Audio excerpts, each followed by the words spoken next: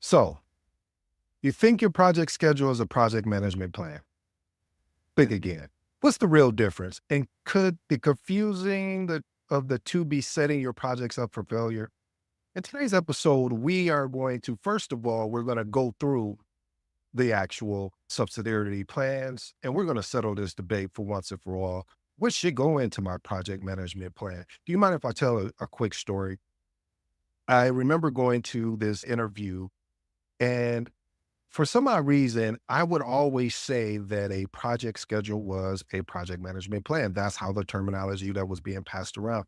To one day, a project manager or a senior project manager pulled me aside and he was like, "Hey, Ed, I want to let you know that I keep hearing you saying that a project management schedule is a project management plan." And I was like, "Yeah, because it is a project management plan." He's like, "No, it's part of the subsidiarity plan." I will let you know, family, this was very early in my career. I didn't have any certification. I didn't have any. This is probably, I don't know how many months I've been into the profession. But the point of the story is that for a while, until I started getting training and coaching and mentoring, I really thought a project management plan was a schedule, because that's every time I would have a conversation with someone that was like, "Hey, let me see your project management plan." And you're like, "Oh, okay." And you show them the schedule.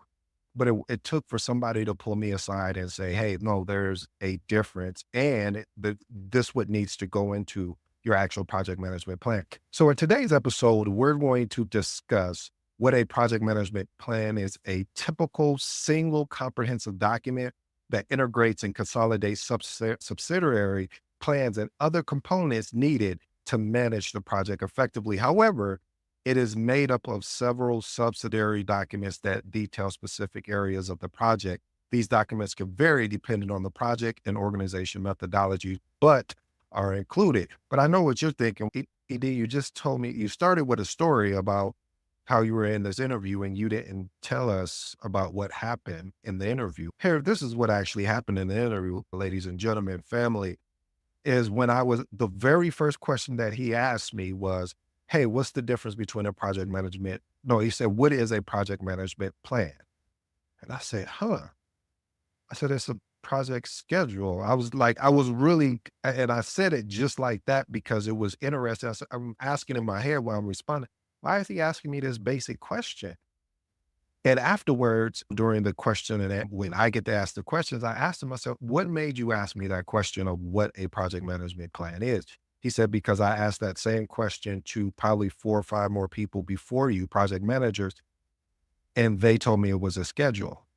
And so I was like, wow. So it just shows me that this goes as far as us thinking that a project management plan is a schedule is relevant. So again, I want to make sure, family, that if you're listening, if you're paying attention to me today, that you always know the difference that a project management plan and a schedule are two different documents. Again, so the project management plan consists of 10 subsidiary plans that consist of your scope management plan, your schedule management plan, your cost management plan, your quality management plan, your resource management plan, risk management plan, your communication management plan, stakeholder engagement plan, your procurement management plan, and then the last and finally is your change management plan. Now, there are 4 additional, I'll say, plans that are not made up of the subsidiary plan. Now, it all depends who you talk to, but you have your baseline document. This consists of your baselines, which is your scope, schedule, and cost. Then you have your requirements management plan, which this just outlines your project requirements and captures and tracks them. Then you have your configuration management plan. This just ensures the consistency in processes are delivered. And then you have your performance management plan that defines metrics and KPIs for evaluating project progress. Again, family, while the 10 subsidiary plans are the core components of the project management plan, the number and the type of subsidiary plan or documents, I should say, really depends on a couple elements. So it depends on the project complexity, the size, and then of course, what are the organizational standards and what do they actually practice? So today we're going to go through 10 of the subsidiary plans at a very high level. And then I will give you my transformational remarks and send you on your way.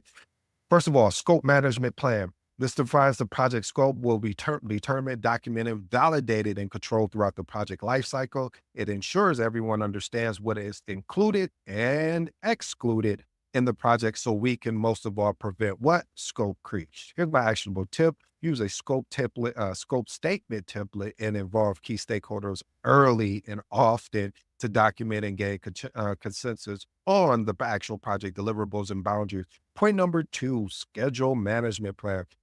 This outlines a project timeline that will be developed, monitored, and controlled to ensure timely completion of the deliverables. It also includes task dependencies and critical paths and milestones. My actionable tip is create a Gantt chart. You can create one in Excel. You can create one in Microsoft Project, Smartsheet, Asana, any tools of that nature, and make sure you keep it updated regularly to reflect the progress and make adjustments as required. Point number three, cost management plan.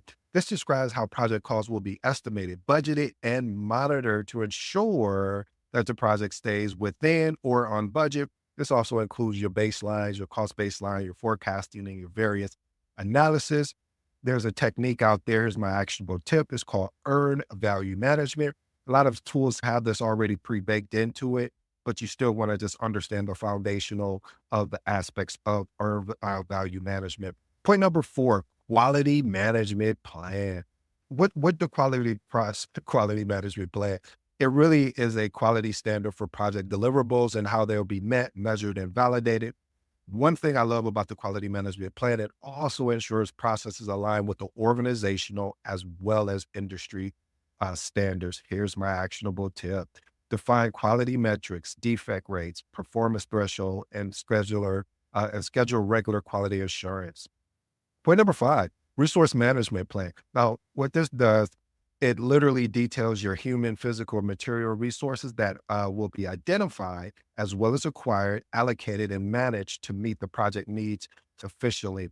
One of my actionable tips that I recommend is a RBS. What is that? That is a resource breakdown structure, similar to the same approach of the WBS, but we're talking more resources and the resource allocation matrix to assign tasks and based on team capacity as well as skills. Point number six, risk management plan. This provides a framework for identifying, analyzing, responding to, as well as monitoring project risks to minimize their impact. This includes risk identification, qualitative and quantitative analysis, and mitigation strategies. My actionable tip is family, please maintain your risk register, list the risk, list their likelihood, their impact and mitigation actions, as well as the most important piece on there, who owns this thing? So list your owners. Point number seven, communication management plan. This details how information will flow within the project team and to external stakeholders, including communication methods, frequency, and responsibility. Here's my actionable tip. Details how information will flow through the project team and to external stakeholders, including communication methods, frequencies, as well as responsibilities. Point number eight, stakeholder engagement plan. Now, this outlines the project stakeholders, how they will be identified, analyzed, as well as engaged to ensure that the support of the alignment of the project goals stay intact. One of my actionable tips is what I recommend is getting a stakeholder register, getting a stakeholder analysis grid to really classify stakeholders by their influence and interest and tailor engagement strategies accordingly. That stakeholder analysis grid is really useful when, again, you're trying to understand who are our true influencers and interests. All right, point number nine, procurement management plan. Describe how goods, services, resources will be required for project and how they'll be sourced, contracted, managed, ensuring adherence to the organizational procurement policies. Here's my actionable tip, family. Develop a procurement strategy document with key details such as vendor selection, criteria, timelines, and contract types. Point number 10, change management plan. This establishes structured process for managing changes to project scope, schedule, or costs, which are part of our triple constraints to minimize disruption and ensure alignment within the project goals. Here's my actionable tip. You want to have a change request template. You also want to be part of, you hope that I hope your organization has a CCB, which is basically a change control board to evaluate and improve significant changes. And my bonuses for you guys is I'm going to go through at a very high level with those documents, the additional components. So baseline document, this includes your scope, schedule, and cost baseline. And this is just basically benchmark of how your project performance and progress is going to be. You want to document, here's my actionable tip. You want to document and gain approval for your performance baselines from stakeholders during project planning to prevent any disputes. So it's just getting a sign off from them.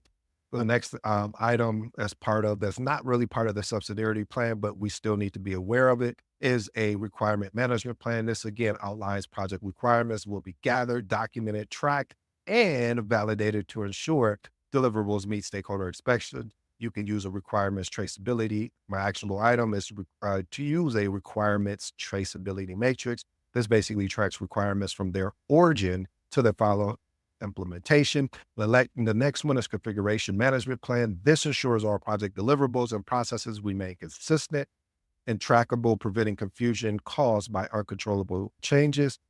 My actionable tip is set up a configuration control system to manage and document any changes to any of your project artifacts.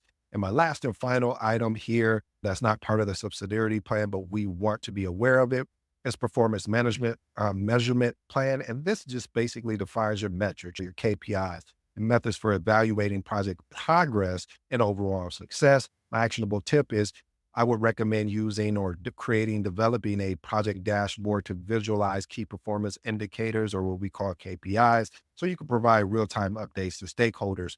Here's my 3 transformational remarks, and I'll let you be on your way, family. I appreciate you so much for giving me this opportunity. Point number 1, understanding the difference between a project management plan is not a schedule. So again, a project management plan is not a schedule.